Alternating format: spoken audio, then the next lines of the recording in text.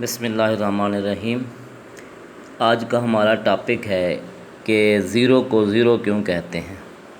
اب دیکھیں، کسی ایک پوائنٹ سے جب دو بازو نکلتے ہوں تو ان کے درمیان والی اس جگہ کو اینگل کہتے ہیں۔ اب جو کاؤنٹنگ ہے ہماری 0 سے لے کر 9 تک، اس کا تعلق اس اینگل سے ہے۔ کس طرح ہے دیکھتے ہیں ہم۔ 1 کو دیکھیے، 1 میں یہ دیکھیے، یہ ایک اینگل ہے، اس لیے اسے 1 اینگل ہونے کی وجہ سے اسے ہم 1 کہتے ہیں۔ 2 میں دیکھیں آپ، ایک اینگل اس کا یہ ہے اور ایک اینگل یہ ہے۔ 2 میں کیونکہ 2 اینگل ہیں، اس سے ہم 2 کہتے ہیں۔ اسی طریقے سے آپ 3 کو دیکھیں، ایک اینگل اس میں یہ بنتا ہے، ایک اینگل یہ بنتا ہے اور ایک اینگل یہ بنتا ہے۔ 1 2 اینڈ 3 میں کیونکہ 3 اینگل بنتے ہیں، اس لیے اسے ہم 3 کہتے ہیں۔ اب یہ 4 کی پرانی شکل دیکھیں، یہاں پر یہ ایک اینگل بنتا ہے، یہ دوسرا اینگل بنتا ہے، یہ تیسرا اینگل بنتا ہے اور یہاں پر یہ چوتھا اینگل بنتا ہے۔ 4 میں 4 اینگل ہوتے ہیں، اس لیے ہم اسے 4 یا 4 کہتے ہیں۔ 5 کو دیکھیں آپ، یہ ایک اینگل بنتا ہے،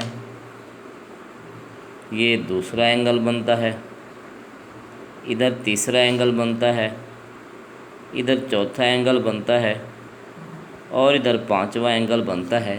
5 میں 5 اینگل ہوتے ہیں، اس لیے ہم اسے 5 کہتے ہیں۔ 6 کو دیکھیں آپ،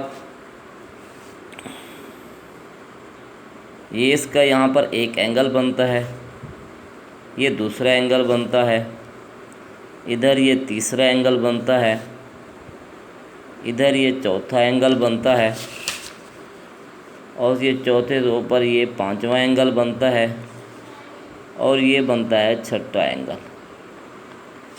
6 میں 6 اینگل ہوتے ہیں، اس لیے ہم اسے 6 یعنی 6 کہتے ہیں۔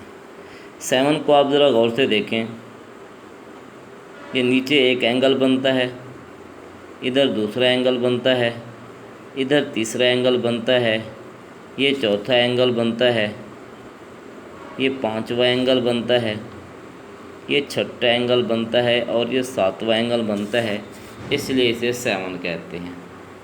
یہ پرانے دور کی لکھی ہوئی شکلیں ہیں۔ 8 کو دیکھیں، پہلے 8 ایسے لکھتے تھے، تو اس کا یہ ایک اینگل تھا، یہ دوسرا اینگل ہوا، یہ تیسرا اینگل، یہ چوتھا اینگل، یہ 5واں اینگل، یہ 6واں اینگل، یہ 7واں اینگل، یہ 8واں اینگل۔ 8 میں 8 اینگل ہیں، اس لیے اسے ہم 8 یا 8 کہتے ہیں۔ 9 پہ آپ غور کیجئے، یہ دیکھیں، یہ پہلا اینگل، یہ دوسرا اینگل، یہاں پر تیسرا اینگل، یہاں پر چوتھا اینگل، اس جگہ پہ 5واں اینگل،